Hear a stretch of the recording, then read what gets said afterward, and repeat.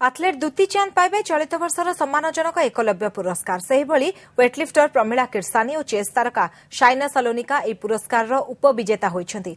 क्रीडा क्षेत्र में उल्लेखनीय अवदान पाई इंफा ग्रुप द्वारा परिचालित Indian public charitable trust impact 1993 रु एकलव्य पुरस्कार प्रदान करि आसुछि।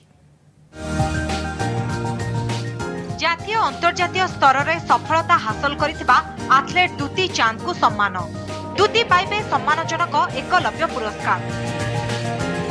ट्रैक रे दुतीको सफलतार फर्द बेस लंबा। स्कूल बेले जाजपुर छोट गाँव दौड़ा आरंभ करिथिबा दुती बेस कम दिन में पहुंची जाइथिले नेशनल और इंटरनेशनल ट्रैक रे। दुतीको बड़ सफलता मिलिथिला 2013 रे पुणे रे अनुष्ठित एशियन एथलेटिक्स चैंपियनशिप रे। एथिरे ब्रोंज मेडल जीतिले दुती।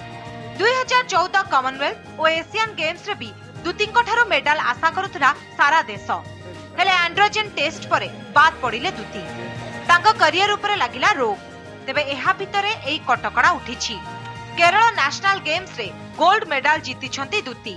आउ एबे दुतीको मिशन ओलंपिक मेडल। एकलव्य पुरस्कार बाबदरे दुतीको नगद 5 लाख टंका सहित मानपत्र प्रदान करा जिवो।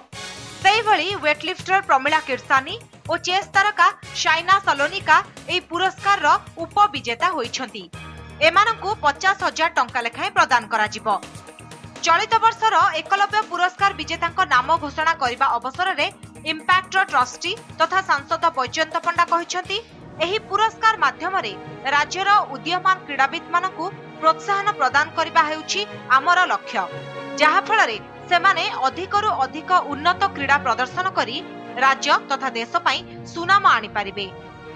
1993 रु इम्पैक्ट पक्षरु एकलव्य पुरस्कार प्रदान करा जाउछि। Bureau report OTV।